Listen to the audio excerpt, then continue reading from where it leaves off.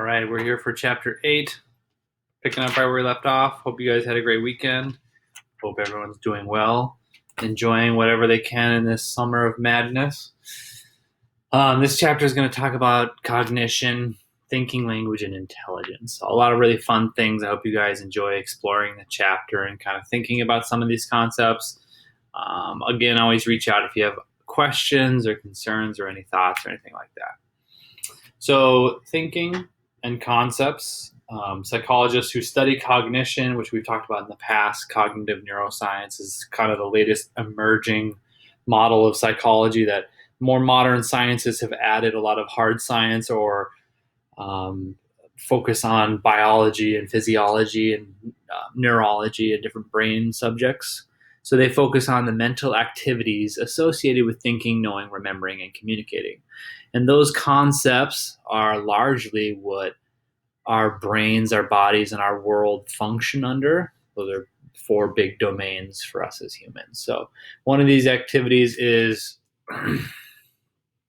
forming concepts. So a mental grouping of similar objects, events, ideas, or people. This is the way our brain categorizes things so that we don't have to constantly be thinking about the millions of different things that we could be. If you think about, we'll talk a little bit more about it, but each thing you break down, even me just speaking while I'm reading this and recording it, are multiple steps involved. And I'm doing it fairly fluidly, hopefully. It's because our brain breaks things down into reading, speaking, listening, and we can multitask and do these things in a variety of different ways because our brain can compartmentalize them into different concepts. An example is the concept of a chair. You could say the word chair to anyone and it could represent visually differently to everyone. You might think of your grandma's chair that you remember her rocking on the front porch. You could think of the easy chair that you enjoy sitting in when you read, or you could think of the hard chairs you have to sit in at school.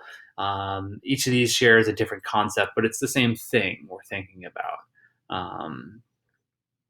Concepts simplify our thinking, and it would be difficult to live without them, like we just talked about. You also have to rely on cognitive capacity to build concepts. So you couldn't ask an infant or a small child what a chair is. They wouldn't have been taught that. They wouldn't have a concept for chair. Same with the example here is you wouldn't ask a 2-year-old to go play catch.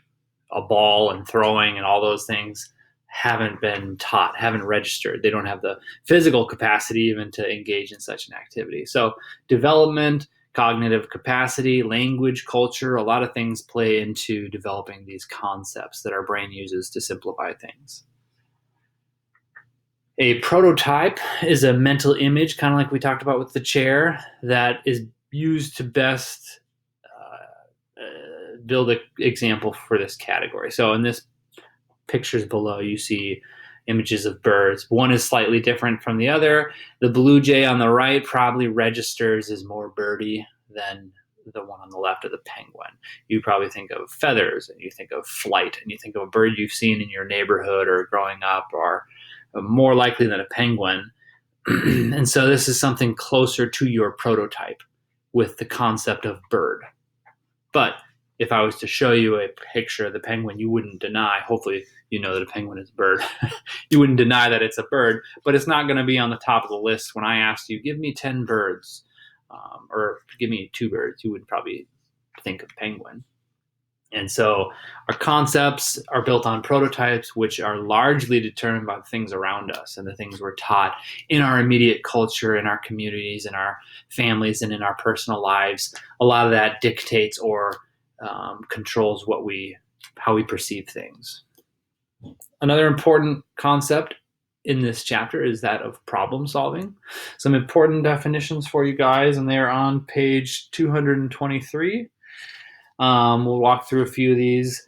The algorithm is a methodical, logical rule or procedure that guarantees you will solve a particular problem. This contrasts with the usually speedier but also more error-prone use of heuristics. So think of an algorithm just like math. You'll get the right answer using the algorithm, and there's a right and there's a wrong way to do it. So algorithmic thinking, or an algorithm for building your concepts and prototypes would be more strict and rigid and categorical in its thinking, whereas heuristics, which is a fun word, is a simple thinking strategy that often allows you to make judgments and solve problems efficiently, usually speedier but also more error prone than what we just talked about in algorithms. So think of heuristics, and if you want to impress people, use the word heuristics a lot. This is like your intuition. When you want to make a decision, you think in your mind, okay, now what have I learned in the past? What have I heard about this? What have people done, and what have I seen in other places? And then you're going to make your own decision based off of that. You could have a lot of errors in that thought process. And so an algorithm is going to get you the one answer. There's one way to do it, and it's more strict and rigid. A heuristic is more practical, and it's more organic in that it's going to develop differently in each person. So we all have heuristics. We all have different perceptions of how things should be done, ought to be done, how they might turn out. But again, you could be completely wrong. You could be completely off base. You could get a complete different outcome with each heuristic. Insight helps with heuristics because it's a sudden realization of the solution to a problem. It contrasts with a strategy-based solution. So insight is when you think, aha, you kind of have that light bulb moment when something registers to you. You feel like it connects, you conceptualize it, you understand it. Existing knowledge like these we've just talked about can guide our decision making and problem solving. So when you're faced with a problem, the most effective way is likely an algorithm where you know what to do, what the outcome will be, and you have that assurance in how you do it because you feel it's there's a specific way to do it. Whereas heuristics or using insight or intuition, in problem solving, you might have more emotional prone or less, or you'd have more errors in your problem solving process. So some more on problem solving, your existing knowledge that you have from your own experiences, your own concepts, your own prototypes can hinder your decision making and your problem solving. When you're using information to problem solve, it may not be as helpful as you think. And I've mentioned the book before, Thinking Fast and Slow. If you just Google that, I'm sure it'll come up. It's a big selling book, lots of important people in it. I encourage everyone to read this book because it's just a great way to understand how humans think and operate. We think fast and we think slow, and the idea is that our fast thinking is how we intuitively process information, and we use our gut instinct. And we talked about this in a few chapters back, versus our slow thinking, which is more logical or algorithm based. And when we rely on our intuition, our gut, a lot of that is what we assume and what we have been raised on and what our brain quickly decides for us. And if you're operating largely on intuition or gut instinct or heuristics, you could find yourself in some interesting situations because that might not always be the best way to think or the best way to operate. So some of the things that operating in those heuristics or our assumptions or our intuition, some of the things it can lead to, we've talked about these in the past as well, is the confirmation bias, fixations, and intuition. These are still on your page 223 definition list. So confirmation bias is the tendency to search for information that supports your preconception, so things you already think, and you ignore or you distort and twist evidence that might contradict you. And this is incredibly common, and I challenge you not to go out and poke holes in everyone's hopes and dreams and say, you're using confirmation bias. But just sit back and watch in conversations with your family or your friends. Most of us look for information that supports what we already think, because we don't like to challenge ourselves. We don't like to think outside of what we already know. We don't like to learn. The brain wants to be comfortable, and it wants to keep the information it has and protect it because it worked hard to remember and to use and store all that. And so learning can be very challenging because it's essentially introducing new things and it's challenging the old things. If you think back to our scientific method and our curiosity, skepticism, and humility, how we want to use all three of those things, confirmation bias is not using skepticism or humility. Confirmation bias is literally just wanting to confirm your own biases. You want to think what you already think, and you want to find things that you want to already know. And you'll notice that in our day and age with the internet, it's not difficult to do this. If you Google or if you search for something to support what you already know, you'll find plenty. you'll find something from each side, from each camp or each belief or each position on that. And so it's very easy in our day and age to use confirmation bias. It reminds me a bit of the hindsight bias, where you're almost like a self-fulfilling prophecy. You're looking at something after the fact and saying, oh, well, I knew that was going to happen. And you'll see a lot of these biases or tendencies, especially in younger people that are still developing and gaining their concept and their prototypes and building that knowledge base. Fixation is the thinking that, or the inability to see a problem from a new perspective. And it's a definite obstacle to problem solving, because if you can't be flexible or adapt in a problem, if you're trying to solve something, if you're trying to fix something, or even just understand something, but you're not willing to understand outside of how your original thinking is, you're going to be stuck in that place without being able to grow or take on new information. That's a lot like the rigidity, the analytical, or the holist thinking patterns, where you think in just categorical terms. And intuition is an effortless, immediate, automatic feeling or thought, as contrast to explicit conscious reasoning. So an intuition would be a feeling like, oh, I really feel like you should do this, or I really have a feeling that this will work out. You'll hear people use that terminology a lot. That's very wishful thinking, and it's hard because people don't want to question their intuition, because the intuition feels good. And when you're right and you trusted your intuition, it confirms that your intuition was right. And those people that go unchecked or don't question their intuition or their biases can go throughout life thinking, oh, well, my guts always served me well, or I've always been right in my own mind. And it can lead to dangerous thinking. This is another figure on page 225 in the book.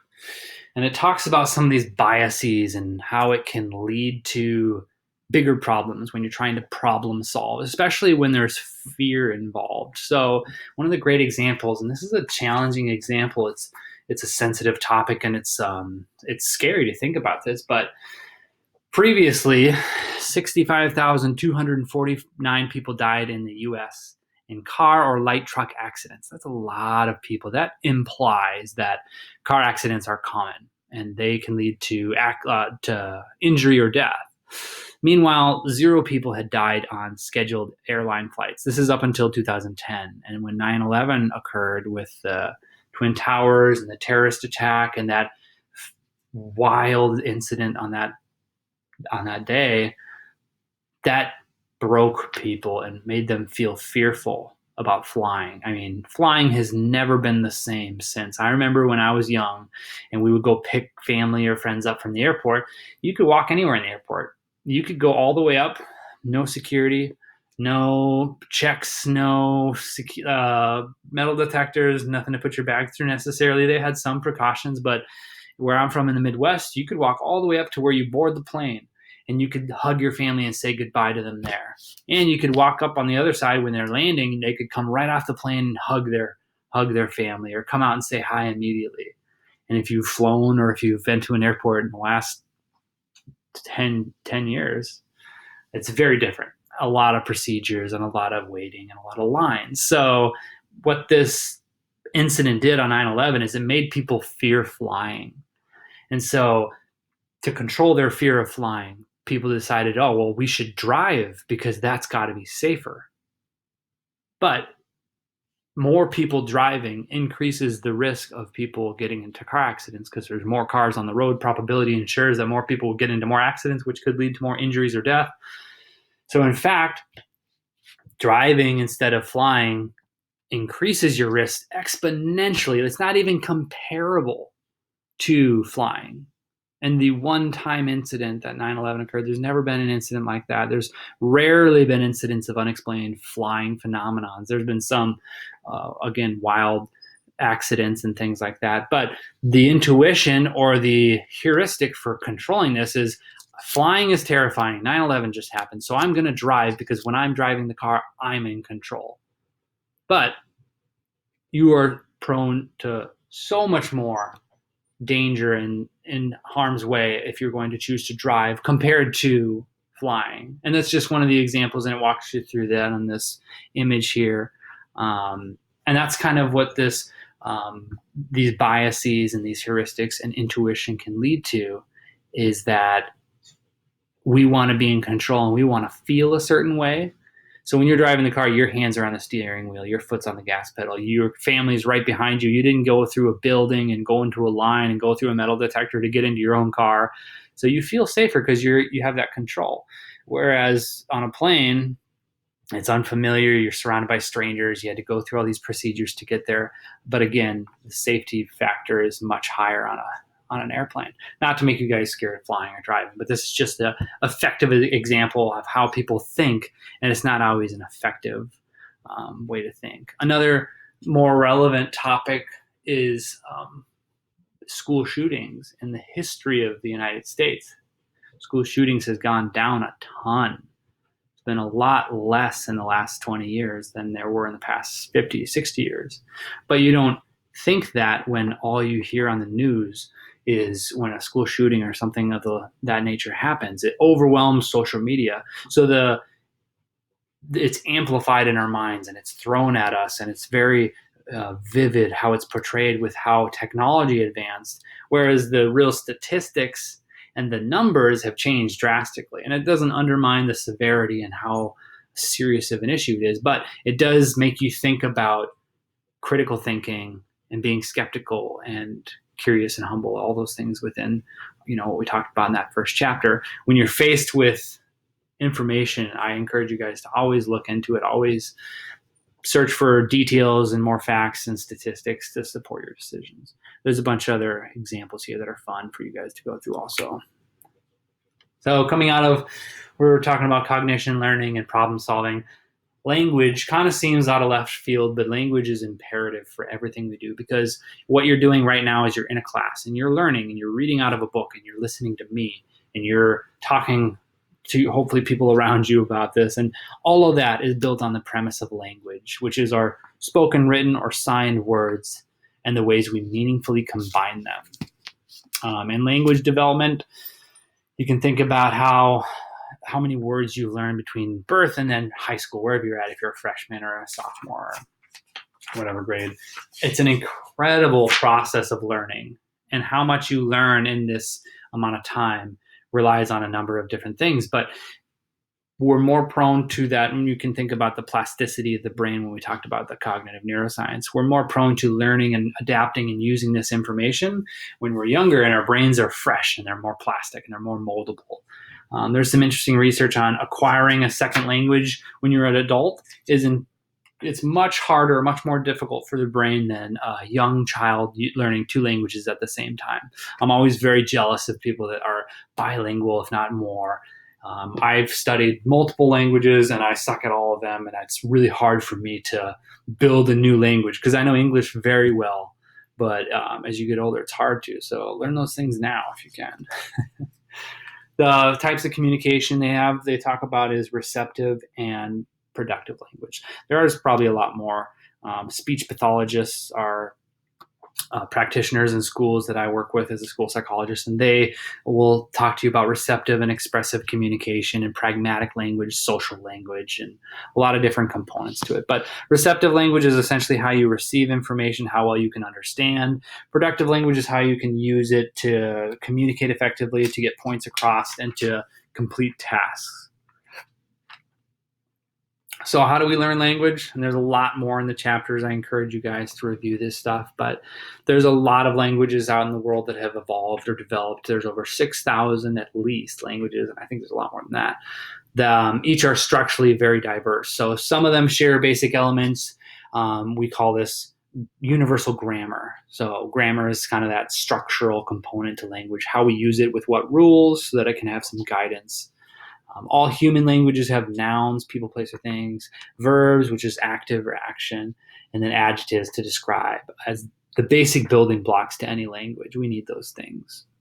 A lot of languages will use conjunctive phrasing, so they'll take off the end or the beginning of a word and replace it with different phrases so that you can imply verb tense or first, second, third person, a lot of things like that. I would say that the English language is sort of messed up in how it's evolved, and we have a lot of exceptions and weird idiosyncrasies. You'll notice that in your high school language classes, you're probably learning about the I don't want to say how dumb the English language is, but just some of the nuances about it. There we go. So humans are born with a built-in readiness for grammar and rules. This is why preschool age children pick up language so quickly and use grammar so well. And I wouldn't disagree that we are built with the brain structure to develop and use language, but language is a man-made thing. We made up talking, we made up words, and we made up writing and how symbols combine into reading. So there's not one part of the brain that does that. It uses all the components of our brain. And two very important components to this is Broca's area and Wernicke's area. So Broca's area it involves speaking and articulation and expressive communication. So a person who has damage to this area, and it's near the motor cortex and I think the left frontal lobe, I believe. Damage to this area would lead someone to struggle using words to speak. Now, what's interesting is they wouldn't necessarily struggle communicating what they're thinking if they could draw it for you. Like if someone's trying to say chair to describe what you're pointing at, the person with this damage to that part of the brain wouldn't be able to say chair to describe it. But you give them a pencil and paper, they'd be able to draw it for you. So people that have brain damage in specific parts of the brain and it's isolated to this would be very confused because they would know the word they want to say. It'd almost feel like holding a sneeze in, I imagine, where you know it has to happen, but it's just not happening for some reason. And Wernicke's area has more to do with understanding others' use of words. And so trying to process words as they come in is difficult for these people, if not near impossible. And there's a lot of interesting books. I think I've talked about Oliver Sacks, if you guys are ever interested in neuropsychological case studies. He has a lot of cases about language and parts of the brain that had to do with language. In his book, The Man Who Mistook His Wife for a Hat. That's an interesting title. We're going to watch a quick video on intelligence. Be a few minutes here.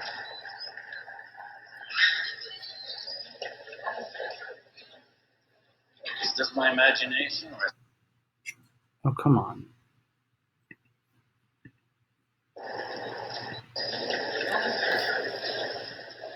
Is this my imagination, or has my class grown considerably? Well, by no stretch of my imagination do I believe you've all come here to hear me lecture, or rather to ascertain the identity of the mystery math magician. So without further ado, come forward, silent rogue, and receive thy prize.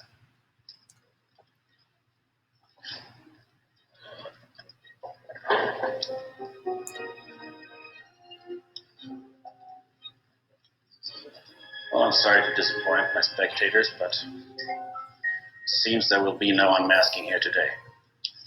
However, my colleagues and I have conferred, and there is a problem on the board right now that took us more than 2 years to prove. So let this be said. The gauntlet has been thrown down, but the faculty have answered, and answered with vigor.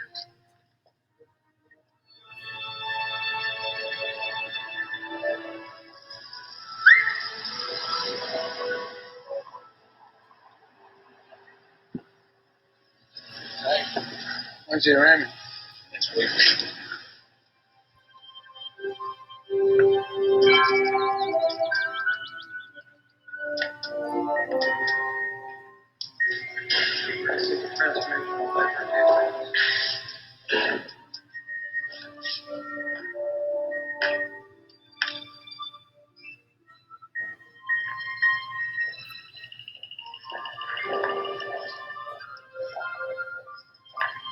Sorry. What do you do? Sorry. That's people's work. You can't graffiti here. Don't you walk away from me. Hey. Oh, you're a clever one. What's your name?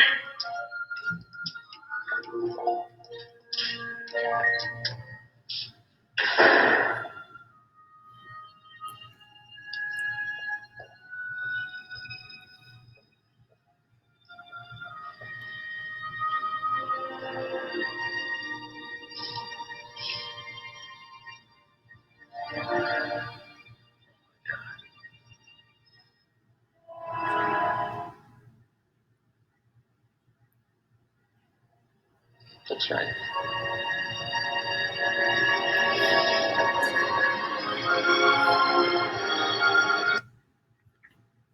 right. So Good Will Hunting, if you've not seen the movie, it's amazing.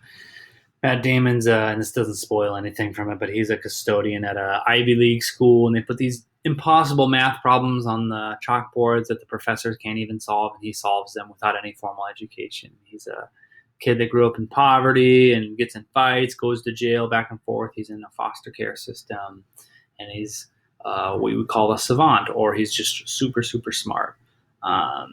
Some of the definitions for intelligence in this section are on page 238.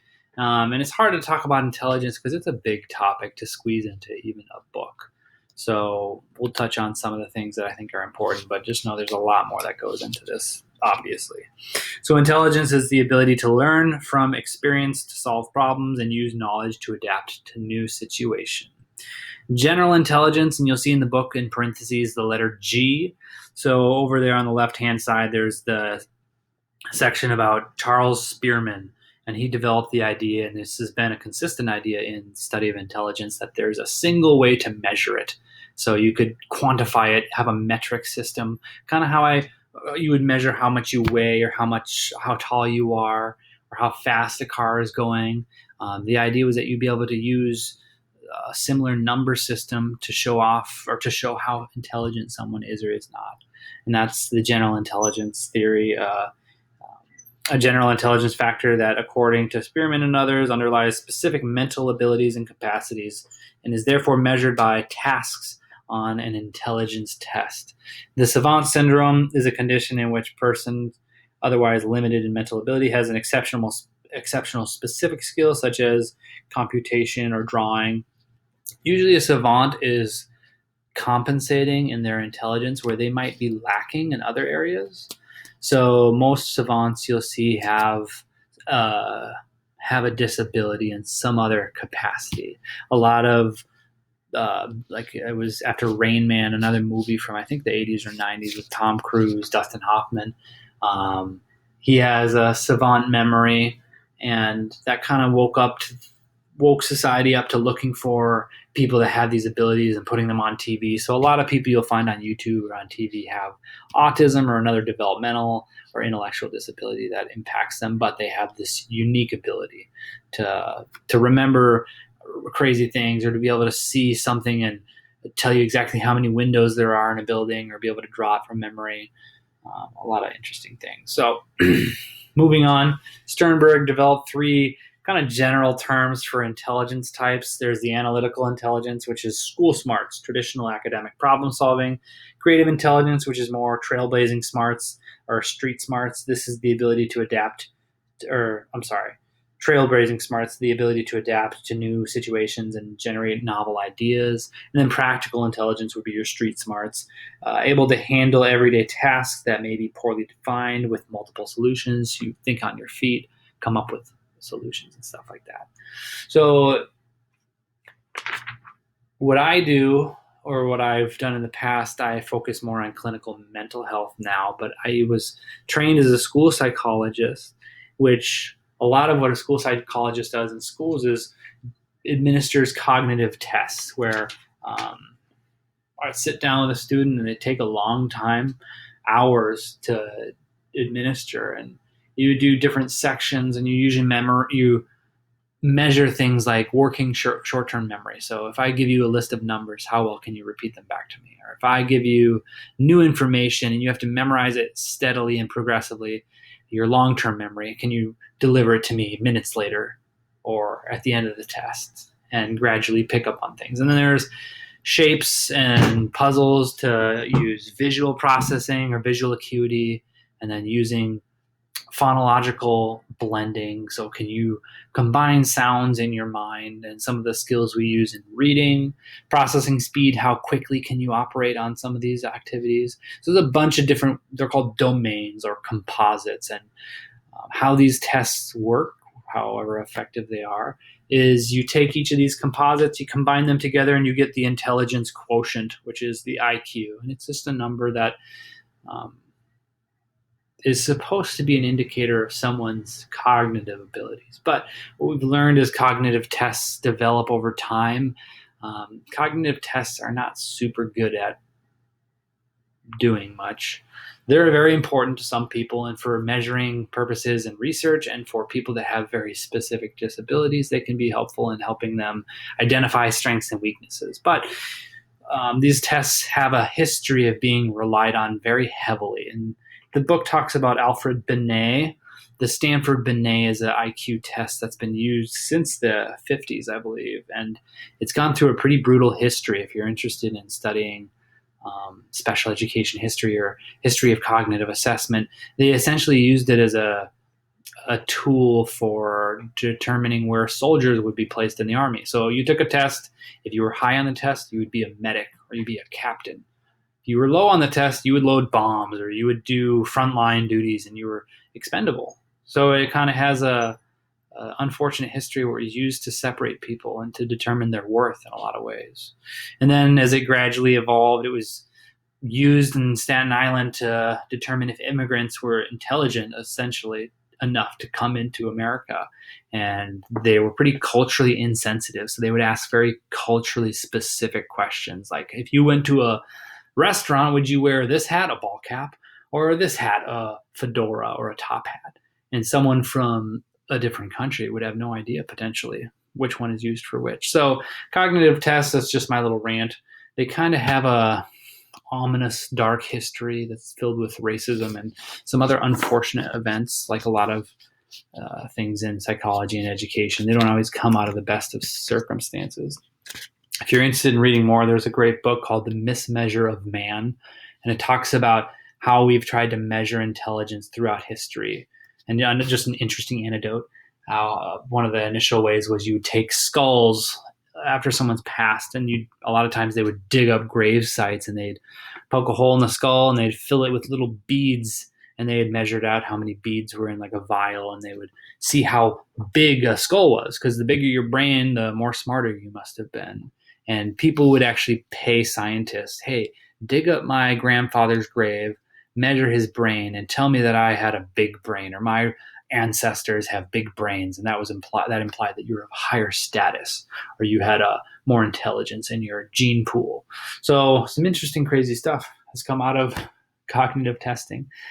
Intelligence tests are for assessing intelligence. They're mental aptitude tests, and they compare with others. So how they build these tests is they essentially have thousands of kids, different ages, take the tests, and then they distribute them on a bell curve, and they try to determine if you have this score, you're likely in this range, and if you have a higher score, you're in this percentile. And usually they're used to try to determine what academic areas someone might struggle in, or what skills cognitively someone might struggle in. Whether or not they do that effectively is still to be determined. But this is another interesting topic. I'm glad we had time to discuss. Again, a lot more could go into this, but for the sake of time, that is it for now. Hope everyone's doing well. Until next time.